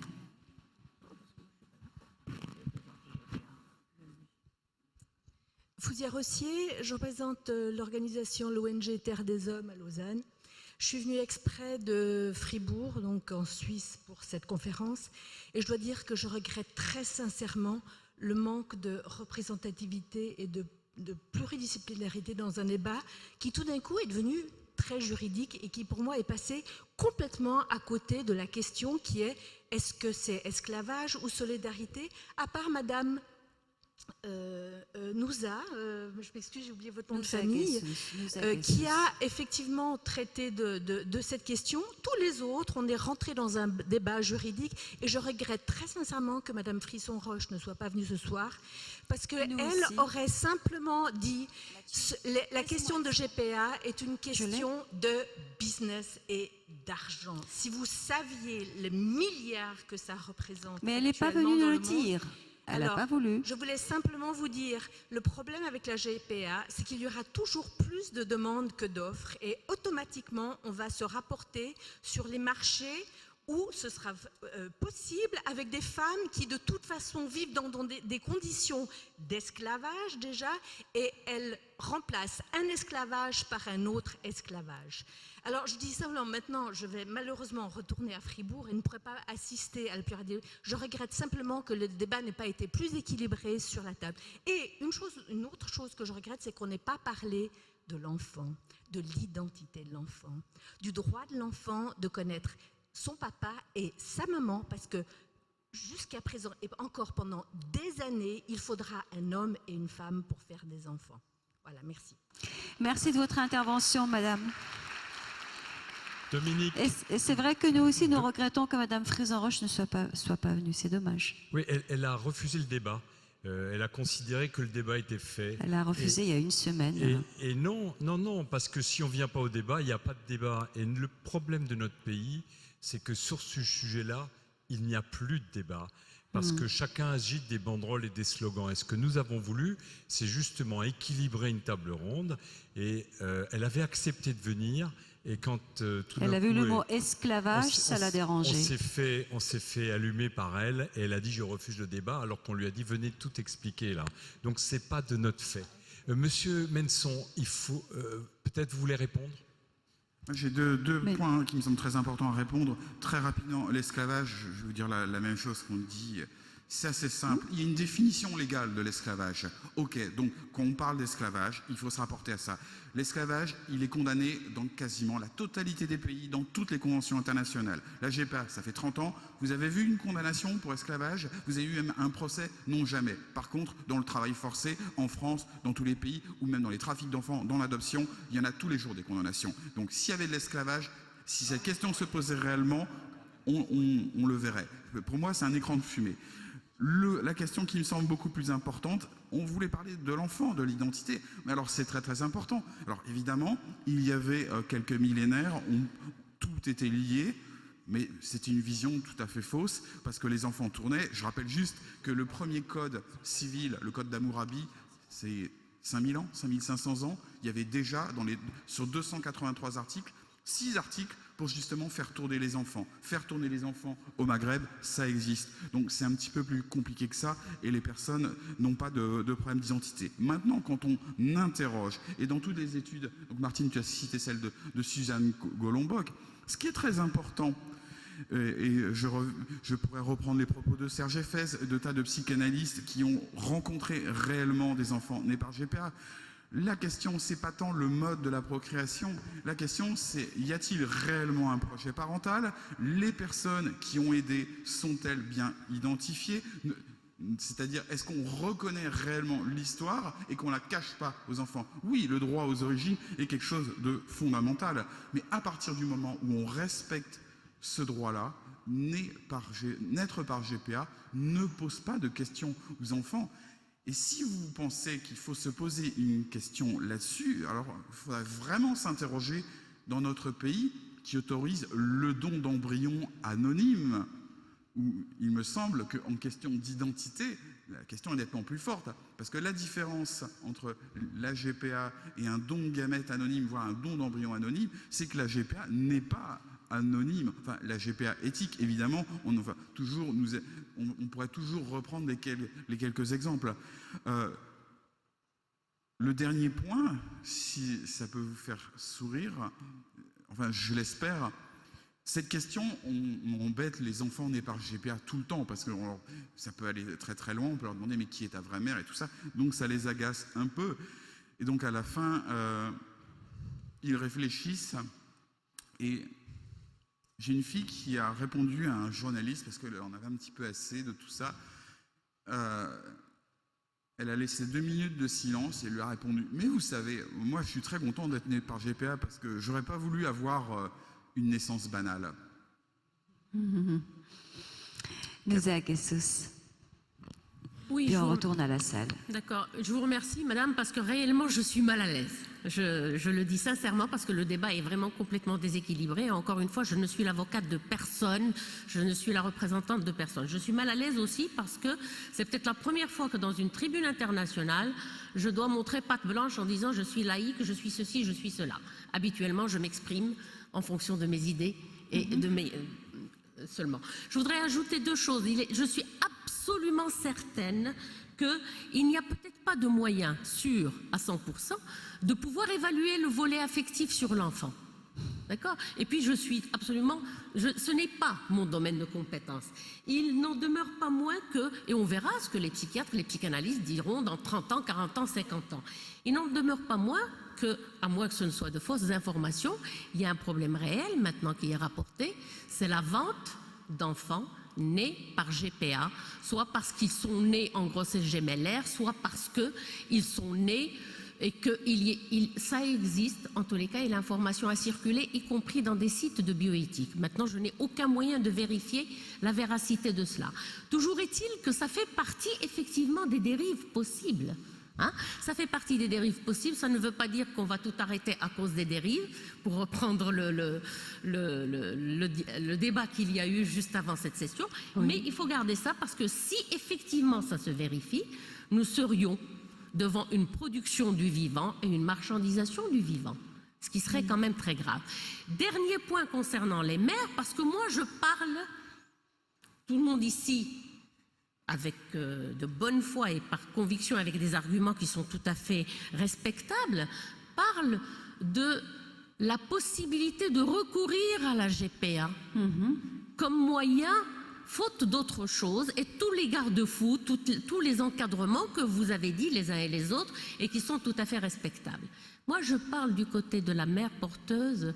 Je dis que plusieurs études et documentaires, y compris des documentaires qui sont passés sur des chaînes de télévision françaises, ont montré justement qu'en plus de la vulnérabilité, de la difficulté de garantir le consentement, de garantir le libre choix, etc., il y avait une véritable stigmatisation de ces femmes dans leur milieu une fois que l'enfant a rejoint ses parents biologiques. Donc, on enlève peut-être une vulnérabilité économique, on rajoute un stigma dans certaines situations. Ça, c'est une chose. Deuxièmement, qu'est-ce qu'il y a comme moyen de suivi psychomédical de ces femmes quand on fait une recherche médicale avec des volontaires qui impliquent des volontaires humains? Ben, c'est réglementé par la loi Hurrier en France, c'est réglementé par une loi similaire au Maroc et par des lois similaires un petit peu partout dans le monde. Il y a quelque chose qui s'appelle le suivi des volontaires pour voir est-ce qu'il peut y avoir des conséquences néfastes. Je veux dire, comment pouvez-vous organiser, est-ce que cela pourrait être organisé en Inde, en Ukraine, au Sénégal, en Côte d'Ivoire ou je ne sais où? Voilà quelques-unes des questions qui se posent et qui, à mon avis, méritent réflexion. Effectivement, dans le dossier de la GPA, quand on regarde le fil de l'actu, etc., je pense que vous le savez, Dominique Ménesson, on fait régulièrement état d'abandon d'enfants. Alors, je ne sais pas ce qu'il en est, on y fait état, mais on cite toujours le même cas d'un enfant haïtien, enfin d'un enfant né en Haïti et que ses parents auraient abandonné en Australie parce qu'il était handicapé. Voilà. Donc, alors on va juste repasser à la salle et on revient à la tribune. Ok? Promis. Bonjour, donc je suis étudiant en médecine à Strasbourg et je me pose, donc j'ai pas beaucoup d'avis sur la question mais beaucoup de questions et j'aimerais qu'on parle un peu de l'aspect sociétal puisque on a affaire à une technologie qui, à un moment dans l'histoire où une technologie permet de dépasser les limites de nos conditions biologiques. Alors c'est pas nouveau puisqu'on est en pleine révolution biotechnologique, mais je me demandais beaucoup comment nos sociétés se porteraient, plus que les individus, ça me semble un peu dépasser le débat si les individus se porteront bien ou pas, mais la société, si on réserve cette technologie à de la thérapeutique, on le destine aux pathologiques, ou si on en fait une norme. Parce que j'aimerais aussi qu'on pense avec la technologie de demain. Moi, personnellement, je ne vois pas ce qui empêcherait de la gestation in vitro. Et donc voilà, est-ce que si ça, on en fait une norme, comment on s'en porterait? On va éliminer de notre débat la gestation in vitro parce que ce sera l'année prochaine où on traitera humain post-humain. Mais c'est vrai que c'est un vrai sujet, mais qui nécessiterait à peu près 2 heures de temps. Donc on l'abordera l'année prochaine, promis juré. Alors, mais peut-être il y a une réaction à la tribune. Quelqu'un qui... Non, pas de réaction. Ben écoutez, c'est comme ça. Je peux réagir parce que, en fait, Dominique Ménesson. C'est un débat là qu'on entend sous une autre forme. C'est la GPA de convenance. je peux dire tout simplement que dans toutes les législations, donc évidemment, une fois de plus, s'il n'y a pas de législation, ça ne marche pas ce que je dis, mais dans toutes les législations et dans tous les professionnels qui appliquent ces législations, tout le monde refuse la GPA de convenance parce que c'est quand même insoutenable de demander à quelqu'un de prendre des risques, puisque la grossesse, il y a quand même un risque, s'il n'y a pas une contrepartie qui est de faire venir au monde un enfant là où un couple était dans la souffrance. Et c'est bien pour ça qu'il n'y a aucun médecin qui l'accepte. Et je souhaite que ça reste comme ça. Donc que la GPA devienne une norme. C'est tellement compliqué la GPA, j'y crois pas un seul instant. Je voudrais simplement revenir sur la Maud question Nizan, oui. du déséquilibre de la tribune. Je me place en tant que grand témoin, puisque c'est mon statut ce soir. Et donc, je regarde les 4 intervenants qu'on a eu le plaisir d'écouter jusqu'à présent. J'ai cru comprendre, donc, bien sûr, M. Menson, qui a eu recours à la GPA, et pour la GPA, Mme Gross également. Mme Kessous, j'ai bien compris qu'elle était plus réfractaire à ces questions. En tout cas, c'est l'avis qu'elle semblait avoir. Quant à Mme Leroyer, je n'ai pas eu l'impression qu'il y avait une prise de position très claire. Je pense que c'est encore une question qui est peut-être en suspens. Je la questionne. En tout cas, est-ce qu'elle souhaite prendre position ou simplement juste nous éclairer sur la loi, puisqu'elle l'enseigne et sur aussi la deuxième chose que je voulais dire, sur le fait que Mme Kessous nous indiquait qu'elle avait dû montrer patte blanche ce soir. Je pense qu'elle s'est justifiée de quelque chose dont personne ne l'a sollicité. Enfin, moi, je ne l'ai pas entendu, en tout cas, cette sollicitation-là. Effectivement, vous avez cru devoir vous justifier sur un point qui n'a pas été questionné, à mon avis. Anne-Marie Leroyer. Si je comprends bien, on demande l'avis d'Anne-Marie Leroyer, personne particulière, sur la question de la gestation pour autrui. Eh bien, je vais vous dire, on s'en moque complètement. Ce n'est pas un défaut de courage. C'est juste que quand on est professeur de droit, on a l'habitude de parler à des jeunes, à des étudiants, et en l'occurrence à un public qui est averti ou non. Et ce qui est intéressant n'est pas de savoir ce que pense l'individu qui parle, sauf s'il a une expérience dont il veut témoigner, mais quels sont les arguments qui finalement permettent de construire le débat. C'est pour ça que je ne me suis pas prononcée. Maintenant, si la question m'est directement posée, puisqu'elle me l'est, là... Mais sachant, maintenant, madame, que vous n'êtes pas obligée de répondre. Non, si mais vous ne souhaitez pas, c'est la règle vous du ne jeu me demandez ici, pas hein. de me déshabiller non plus. Donc, la question est tout à fait honnête. Et j'y répondrai. À vrai dire, je crois que sur cette question, mon opinion évolue. Et mon opinion a évolué parce que, comme je vous l'ai dit tout à l'heure, sur cette alternative entre rien n'est possible et tout est possible, ce que j'ai toujours pensé, et ce que je continue à penser toujours, c'est que oui, je crois qu'il est possible pour une femme, à un moment donné, de porter l'enfant d'une autre. Et je ne sais pas ce que ça constitue comme acte pour elle, mais je crois que c'est possible. Je crois que c'est possible. Certains y verront un acte de générosité, d'autres un don d'engendrement, d'autres une forme d'altruisme particulier, peu importe les motivations. Mais à partir du moment où c'est possible dans un cas, mon interrogation en tant que juriste est de savoir comment passer du singulier au collectif dans la normativité que l'on va avoir pour la consécration sociale de ce procédé. C'est là où se situe mon interrogation.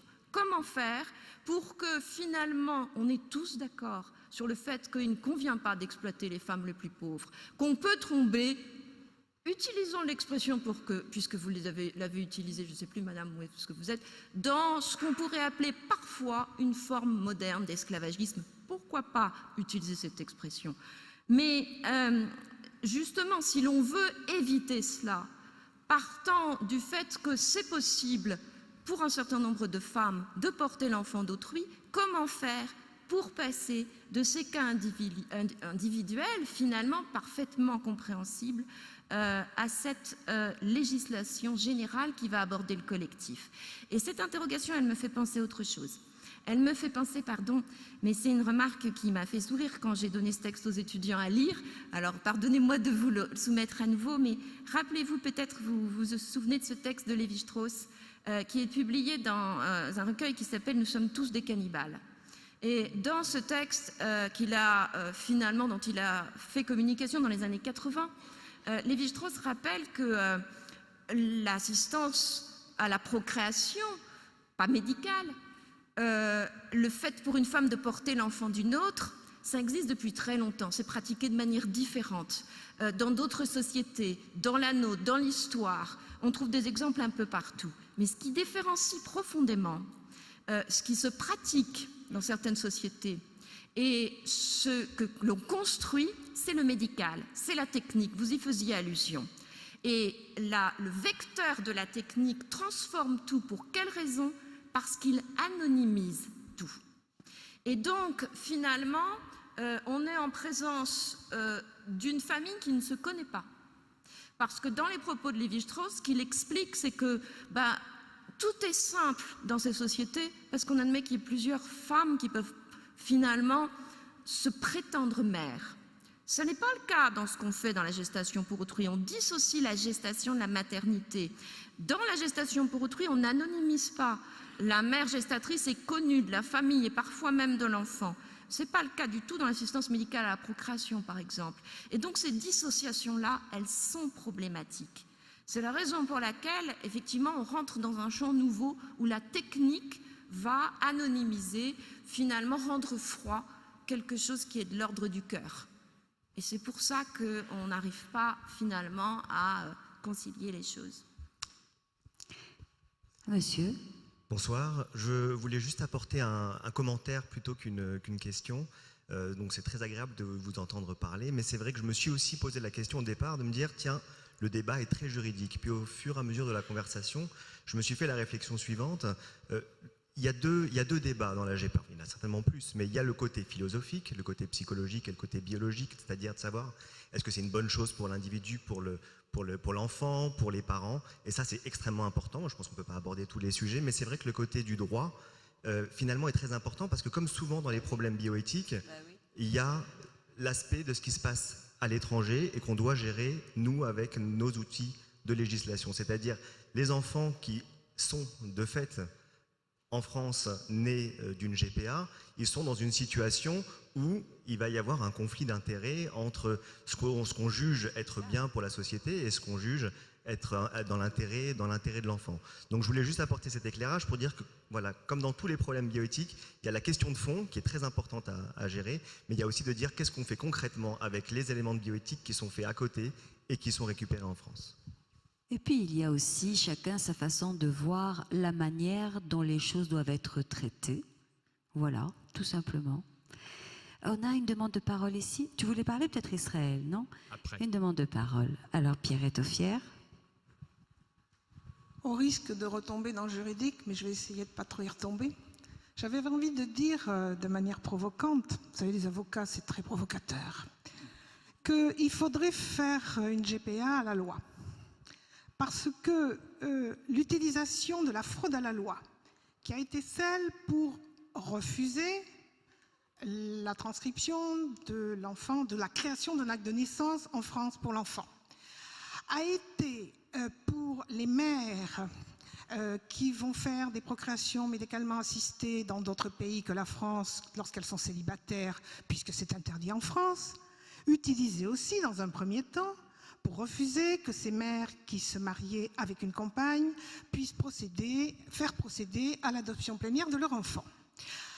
Cette notion de fraude à la loi n'était absolument pas utilisée tant que les femmes ne pouvaient pas se marier, et elle n'était même pas envisagée lorsqu'il y avait simplement des délégations partage d'autorité parentale entre une mère célibataire et sa compagne homosexuelle.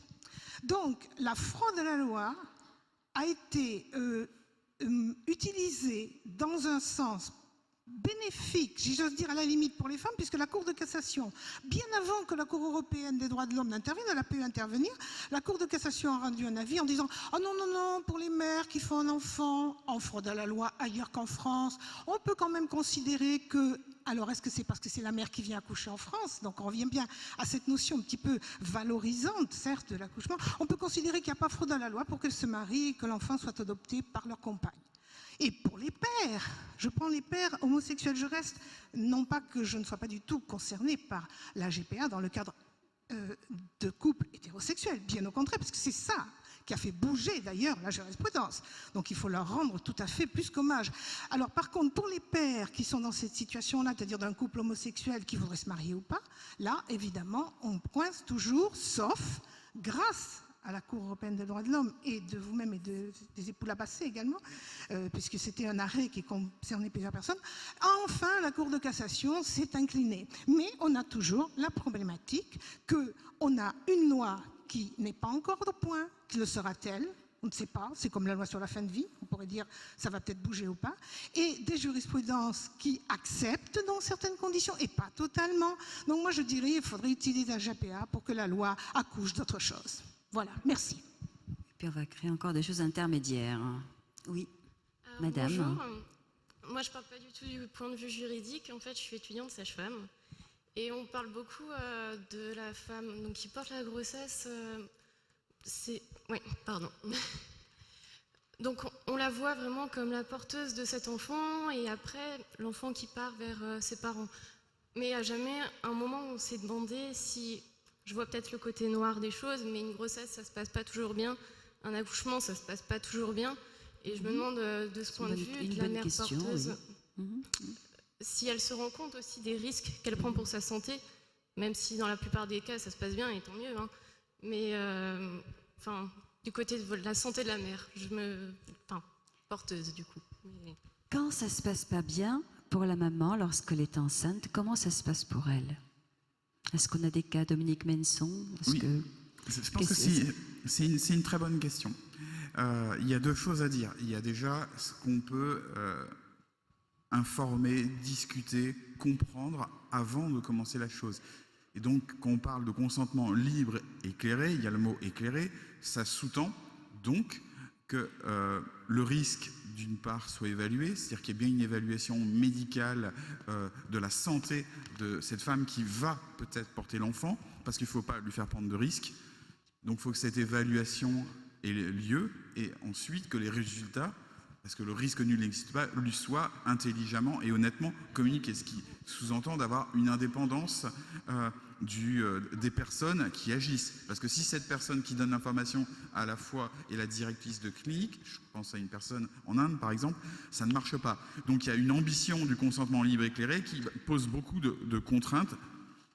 Et il est évident que s'il n'y a pas ça, ça veut dire que la personne va partir sur des bases fausses parce qu'elle n'aura pas conscience des éventuels risques. Donc ça, c'est important déjà qu'avant de commencer, ça soit évalué et compris par tous les protagonistes. Parce que s'il y a un risque, il ne faut pas y aller. Y compris, ça fixe le nombre d'embryons à transférer. C'est évident qu'il ne faut pas transférer plus d'un embryon si tout le monde ne veut qu'un enfant. C'est une banalité ce que je dis, mais dans des pays où il n'y a aucune loi et les gens font n'importe quoi, quand il y a un fait divers, il y a un fait divers tous les ans, une fois sur deux, ça va être celui-là. Parce que qui dit des grossesses multiples dit des complications, des risques, et donc des médecins qui vont, devant le risque, proposer une réduction embryonnaire. C'est un fait divers qui a lieu en ce moment. Donc tout ça doit être évalué. Deuxièmement, ce qui est très important aussi quand vous parlez des risques, c'est comment on les gère pendant. Il faut rappeler, et ça doit être une évidence, parce que justement, dans le cas qui est dit, le cas il est rapporté par un tabloïd informé par une organisation religieuse de la droite américaine anti-avortement, ce qui vous explique que les informations sont un peu fausses. Il faut rappeler une constante, dans toutes les lois sur la GPA, évidemment, ces lois ne peuvent pas oblitérer, ne peuvent pas recouvrir le droit fondamental d'une femme à disposer de son corps et à prendre toutes les décisions vis-à-vis de ça. Ça veut dire que concrètement, s'il y a des difficultés sur la grossesse, la femme qui porte l'enfant doit être totalement informée pour qu'elle puisse prendre les bonnes décisions, parce que c'est elle qui les prend et ça ne doit pas être autrement. Donc oui, ces questions de risque de grossesse doivent être traitées de façon respectueuse. Et je pense que si on parle d'éthique, c'est un sujet important de le respecter. Ce qui n'est pas toujours le cas, bien sûr. Oui. Juste une chose pour ceux qui aimeraient avoir ou voir, écouter dans les débats du Forum européen de bioéthique, d'autres angles sur la GPA. par exemple l'angle justement commercial ou autre, je vous invite aussi à regarder sur notre chaîne YouTube de quelle manière nous l'avons traité en 2014, en 2015 et puis en 2013 aussi. Donc c'était d'autres visions. Voilà, nous vous écoutons, madame. Je remercie la jeune femme sage-femme d'avoir recentré le débat sur la femme et vraiment la réalité de la grossesse en tant que maman. Voilà, ça me touche particulièrement. Et je crois que c'est vraiment la réalité de ce qu'est la GPA, une femme qui porte un enfant pendant 9 mois. Et ce n'est pas rien. Je crois que toutes les femmes ici peuvent en convenir. Et je voudrais aussi, en dehors du débat juridique qui, en tant que citoyenne, ne me passionne pas, revenir sur l'enfant, qui est aussi le cœur de la question. Donc, et rappeler que la GPA transforme l'enfant en objet de vente, d'une vente. La GPA institue l'abandon délibéré d'un enfant qui sera arraché à sa maman. La GPA éclate la filiation de l'enfant. L'enfant peut avoir jusqu'à 6 parents. La mère génétique, le père génétique, la mère porteuse, son mari et enfin le couple commanditaire. Donc je ne pense que ce n'est pas anodin. Enfin, j'aimerais dire que la GPA éthique dont on entend parler, pour moi, c'est une illusion. Et la GPA, pour moi, il faut l'interdire. Il n'y a pas d'autre solution puisqu'elle ne peut pas être encadrée.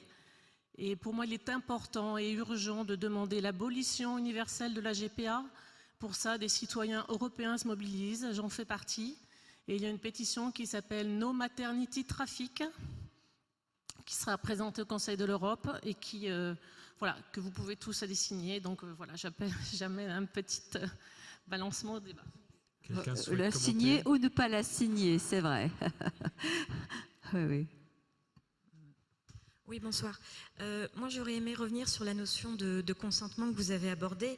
Alors, vous avez eu une approche, je trouve, un peu manichéenne de la question du consentement. Il n'y a pas d'un côté les essentialistes et de l'autre côté les libertaires. D'ailleurs, je ne suis pas sûre qu'Agazinski soit essentialiste, mais bon, voilà, c'est pas à moi de faire sa défense ici. Ce que je voulais dire, c'est que moi, ce qui m'interroge, c'est comment on fait pour prendre le consentement de femmes indiennes. Par exemple, j'entends toutes les situations que vous avez abordées ici. Vous avez parlé des États-Unis. Bon, moi, ce qui m'intéresse, c'est la question des rapports Nord-Sud aussi. Et donc, voilà, comment est-ce qu'on fait pour prendre en compte un consentement éclairé? Je peux citer des exemples. La question de la prostitution. Effectivement, c'est une question de contrat social. Qu'est-ce qu'on veut pour notre société? Quel est notre projet de société? Et la question de la prostitution le pose clairement. Quand vous allez sur les trottoirs de la Méno à Strasbourg et que vous discutez avec les prostituées, elles sont là par leur consentement. Mais quand vous regardez la traite qu'il y a derrière, ça pose une autre approche de la question du consentement.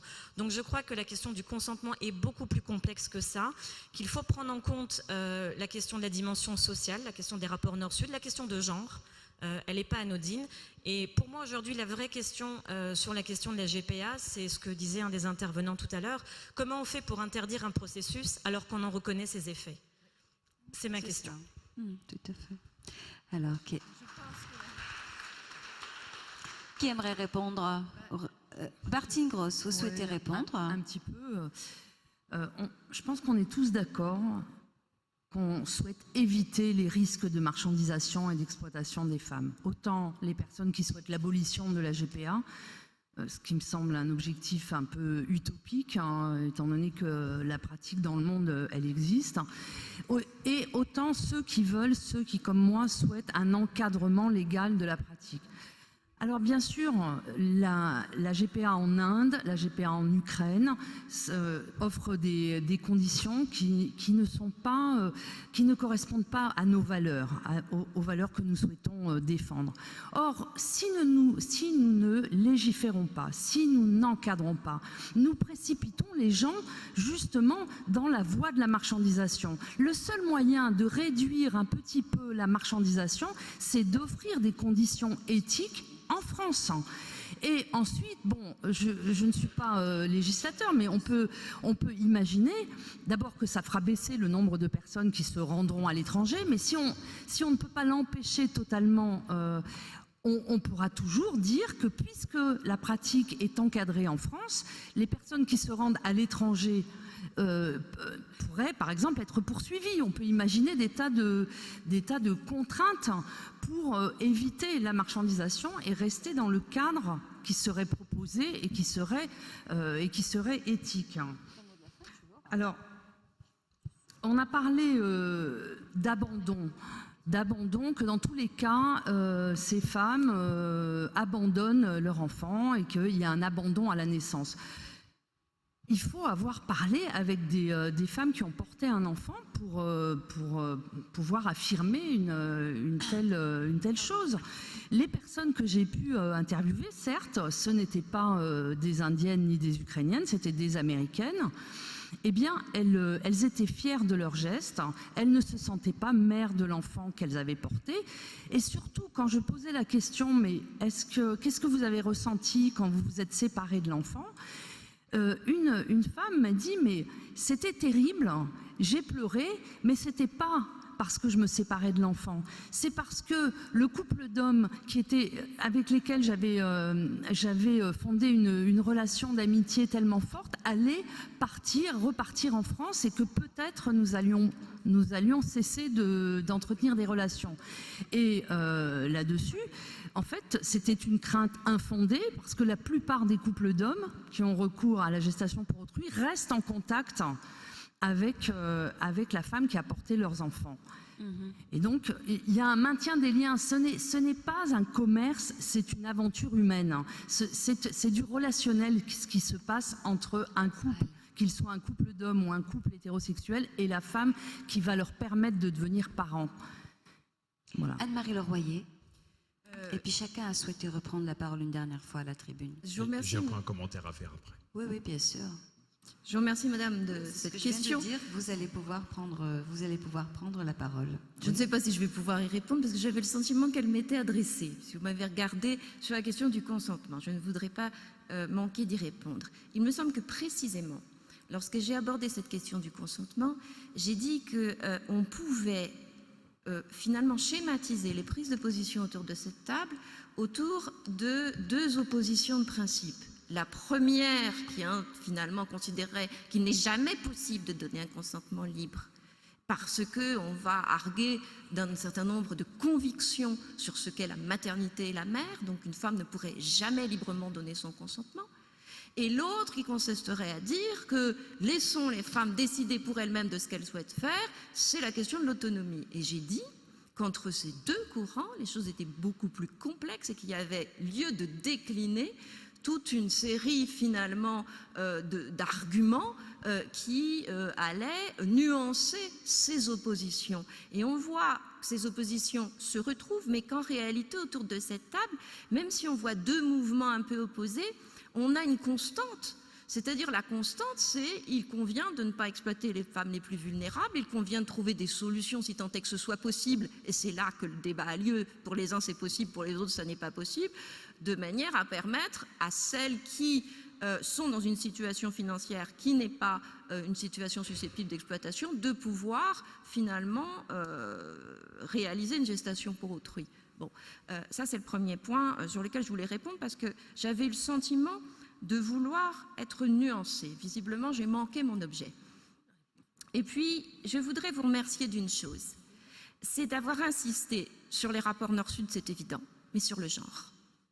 Et sur le genre, c'est une question, on parle des femmes ici, et évidemment c'est une question de genre. Et sur la question de la filiation, pardonnez-moi d'être juriste à nouveau, mais c'est quand même ma qualité, eh bien nous avons en droit français actuellement, en raison de la jurisprudence de la Cour européenne des droits de l'homme, un très gros problème. Pour quelle raison?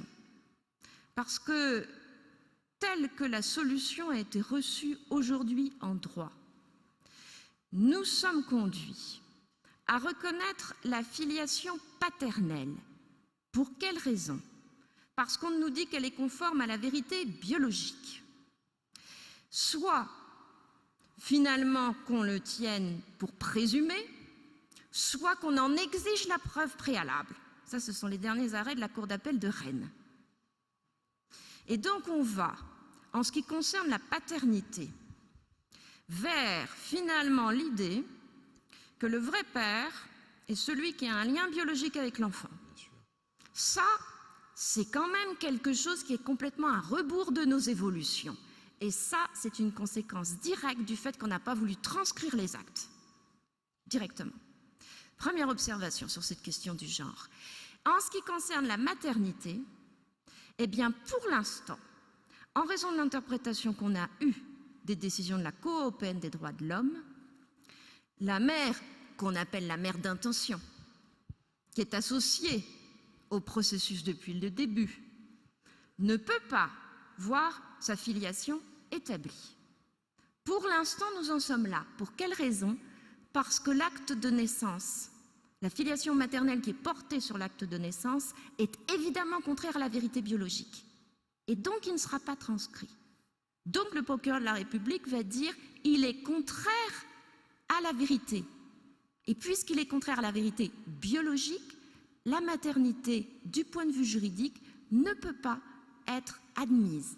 C'est une sacrée conception de la maternité qu'on est en train d'introduire en droit ici. Parce que jusqu'alors, on en avait eu une beaucoup plus ouverte. Et comment on va faire pour les mères? On va admettre l'adoption? On n'en sait rien du tout, pour l'instant. Et donc, oui, la gestation pour autrui est une question de genre dès le début.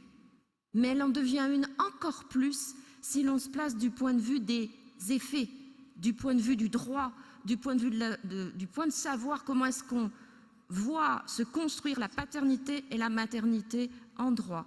Et il y a une déformation totale, finalement, liée à cette gestation pour autrui qui voulait se dissocier du biologique. Eh bien non! En droit, du point de vue de la filiation, le père va être celui qui a un lien biologique avec l'enfant, et la mère, parce qu'elle n'a pas accouché, parce qu'elle n'a aucun lien biologique avec l'enfant, du point de vue du droit français, eh bien, elle ne pourra pas voir sa filiation établie. Voilà où nous en sommes. Et c'est quand même assez intéressant, en dehors de toute question éthique, de voir comment un processus qui conduisait finalement à penser la filiation sur la question de la volonté va aboutir en droit à bousculer tous les acquis qu'on avait alors et à recentrer le fondement de la filiation sur la question des liens de sang. Ça me paraît extrêmement grave. Alors, Dominique Ménesson, Israël, après je te laisse pour toi, parce qu'il est beau. Il est beau. Alors, je suis totalement d'accord avec ce qui vient d'être dit. Je rajouterais, pour montrer qu'à l'absurde, la résistance acharnée de certains juges français pour ne jamais appliquer le droit des enfants, qui imposait la transcription complète, a poussé à ce truc complètement absurde d'inventer des règles biologiques d'une réalité. Ça fait 15 ans qu'on se base sur ce truc, on les a toujours pilonnés.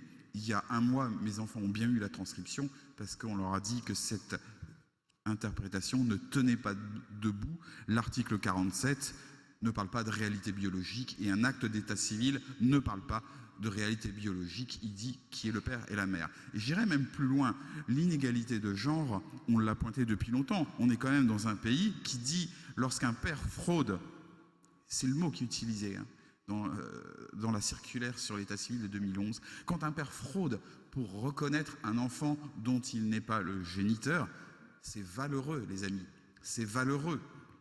Si une femme fraude pour reconnaître l'enfant qu'elle va élever, oh, mon Dieu, voilà, belle inégalité de genre. Mais je pense que quand vous avez parlé d'inégalité de genre, c'était autre chose, parce que Madame Agazinski et Madame Frison-Roche nous utilisent l'inégalité de genre pour nous dire que ce sont des mâles dominants qui exploitent des femmes. Alors que je voudrais basculer sur ce point très important, qui est de dire que déjà la GPA pour les couples gays, elle n'est pas du tout majoritaire, mais surtout, c'est un faux débat d'opposer ça. La réalité, c'est la GPA, c'est pas un enfant qu'on arrache à une femme, ça c'est une vision qui n'a jamais existé, il n'y a aucun témoignage de gestatrice pour le dire. Non, ce sont plusieurs personnes qui se mettent autour d'une table et qui sont ensemble autour d'un berceau. Donc c'est pas une mère en moins ou un père en moins, c'est une mère en plus ou un adulte en plus ou un adulte masculin en plus. Et il faut revenir à quelles sont les motivations de ces femmes qui portent l'enfant d'autrui pour comprendre que le débat du consentement libre éclairé avec une hypothèse qui serait qu'il n'existerait jamais, mais s'il va exister, on peut le comprendre, outre qu'il soit libre, éclairé sur les motivations. Quand vous regardez les résultats des anthropologues, que ça soit aussi bien aux États-Unis, au Canada, en Israël, mais même les premiers résultats que l'on voit en Ukraine ou même en Inde, ils ne sont pas totalement contradictoires. C'est que ces femmes, qu'est-ce qu'elles nous disent? En premier lieu, elles adorent être enceintes. En deuxième lieu, elles comprennent ce qu'est la souffrance de la stérilité. Et en troisième lieu, elles pensent faire une bonne action, quelque chose qui va irriguer leur conscience, leur karma, leur réalisation. Et ce n'est pas du tout antinomique de l'argent. Après, on peut avoir toutes les critiques, et moi j'en ai, sur la place de l'argent. Mais il faut bien comprendre que ces trois éléments-là, qui ne sont pas partagés par toutes les femmes, loin de là, parce que je ne pense pas du tout que n'importe quelle femme peut porter l'enfant d'autrui, mais pour ces femmes-là, quand elles expriment leur motivation, il y a ça, et c'est quelque chose de très fort. Je comprends que ça soit très difficile à comprendre pour tout un chacun, parce que l'altruisme, ou se projeter, faire une bonne action, c'est très difficile à comprendre. Imaginez pourquoi il y a des pompiers volontaires qui meurent au feu, pourquoi qu'il y a des médecins sans frontières qui vont dans des pays en guerre, pourquoi qu'il y a des personnes qui visitent les prisons, pourquoi qu'il y a des personnes qui donnent à manger aux pauvres. Tout ça, c'est difficile à comprendre, mais c'est la même chose. Il faut comprendre les motivations pour avoir la réponse sur le consentement libre Et moi, éclairé. je comprends fort bien que vous ayez tous envie de parler encore beaucoup. Il est quasiment, on a dépassé un petit peu moins le quart. Israël Nissan. Oui, et moi j'ai plutôt un sentiment et un réflexe conservateur à prime abord. Et pour avoir travaillé sur ce sujet dans l'année 1984, car nous avions une association à Strasbourg qui s'appelait Les Cigognes, qui avait comme objectif de faire se rencontrer des femmes qui avaient envie de porter pour autrui et des femmes qui avaient besoin de cela. Et j'avais eu une dizaine d'entretiens avec elles. Une première moitié disait « moi je fais ça pour l'argent, j'ai pas d'emploi actuellement et ce serait une manière facile de gagner de l'argent ». Et une autre moitié disait « moi j'ai la chance d'avoir un corps normalement formé, je suis donneuse de sang, donneuse de moelle, et ce serait pour moi fantastique de pouvoir rendre ce service à une autre femme ». Et je m'étais sorti de là et même ma conclusion avait été « c'est bien si le législateur l'interdit parce que ça empêchera le trafic d'enfants ». Mais j'ai été complètement bouleversé par une histoire d'un couple de diplomates turcs qui vivaient à Strasbourg, qui ont un premier accouchement et qui se déroule pas très bien. L'enfant meurt pendant l'accouchement. Et vous le savez, quand une femme est en deuil, elle ne fait pas attention à son corps et la cicatrice vaginale se ferme de manière anormale, obturant complètement l'entrée du vagin, à l'exception d'un tout petit orifice par lequel le sang des règles s'écoulait. Et bien sûr, on propose à cette femme de réparer et très dignement, elle dit non, on s'en accommode comme ça. Et par le petit orifice, il y a une deuxième grossesse qui survient. Elle est à ce moment-là à Ankara parce que son mari vient d'être nommé là-bas. Et elle fait un accident de la grossesse, c'est-à-dire que son placenta se décolle et les gynécologues d'Ankara se jettent dessus, sortent l'enfant de 1200 grammes qui meurt immédiatement et l'utérus est noir et il faut lui enlever l'utérus. Et je vois arriver ce couple avec la sœur de la femme, très religieux tous les trois, qui disent voilà, nous vous demandons de prendre mes ovules, j'ai encore mes ovaires, le spermatozoïde, et de mettre l'embryon dans l'utérus de ma sœur. On habite 2 pavillons mitoyens. Et après, on s'en va. Vous n'entendrez plus parler de nous parce que, vous savez, les lois sur l'adoption en Turquie sont bien plus tolérantes. Je dois dire que ça ne me posait pas de problème moral, mais il y avait l'interdit qui était tombé depuis. Et je leur ai dit, je suis dans une institution publique, je n'ai pas le droit. Je les ai envoyés à un ami en Hollande et elle m'a envoyé 3 faire-part de naissance par sa sœur. Alors moi, mon commentaire est le suivant, c'est qu'y a-t-il d'amoral là-dedans? Où est le problème? Alors c'est vrai que cette sœur était complètement consentante, c'est vrai qu'elle ne se sentait pas obligée, c'est vrai que, en l'occurrence, mais sur ce cas-là, je pense que si on faisait voter tout le monde à main levée, tout le monde dirait oui, et pourquoi pas? c'est vrai que ça pose le problème du consentement. Oui. Pardonnez-moi, mais voilà, il va falloir qu'on close ce débat parce qu'on va devoir quitter la salle. Donc, je vais vous proposer de faire très très vite. Ne sais que sauce, je suis désolée. Quelques secondes et quelques secondes également pour Maud Nizan. Voilà, on vous écoute. Oui, je voudrais dire, avec l'autorisation d'Anne-Marie Royer, peu importe ce que je pense à propos de la GPA. Je voudrais terminer sur une chose, c'est que, à mon avis, c'était ça le message que je voulais porter. La réflexion juridique ne peut plus, en Europe, s'élaborer à partir uniquement de paramètres nationaux. C'est impossible, parce que là, le marché international est une réalité. Le marché de la procréation est une réalité. Donc, il faut absolument que ce soit pensé d'une manière globale, aussi bien du côté des demandeurs que du côté des mères porteuses, d'une part. D'autre part, dans cette réflexion juridique à l'échelon international, je pense qu'on ne peut pas avoir des valeurs chez soi et passer outre ces valeurs lorsqu'on va chercher une mère porteuse. Je pense que c'est extrêmement intéressant. La question du consentement que j'ai abordée, qui a été abordée par d'autres, je n'ai pas parlé du consentement en Amérique ni du consentement dans d'autres pays européens. J'ai bien parlé du consentement en Inde et du consentement dans les pays où la situation des femmes est vulnérable. Et enfin, je vais terminer par ce que Israël Nizan a dit dans son discours inauguratoire, lors de l'inauguration le lundi. Je terminerai par ça, pour réfléchir. Quand tout est possible, à quoi peut-on encore s'accrocher pour faire sens? Je pense qu'il est important de se poser ces questions concernant justement ce déséquilibre qui existe concernant la GPA. Voilà, alors Maud Nizan, quelques mots. Oui, J'aime bien les petits applaudissements, d'abord discrets. Vous voulez applaudir, allez-y, franchement. Maud Nizan, quelques mots. Pour finir, effectivement, je suis la fille d'une personne qui se pose depuis beaucoup d'années des questions de bioéthique et suffisamment pour avoir créé ce forum. Et j'ai donc été biberonnée aux problèmes d'éthique et notamment celui de la gestation pour autrui. Ces interrogations m'ont été donc transmises et puis sont passées par le prisme de ce que je suis devenue, un avocat et une mère. Et mon point de vue a évolué, il s'est enrichi de mon expérience professionnelle et également du fait que j'ai porté 3 enfants et qu'il s'est enrichi de mon statut aujourd'hui de mère.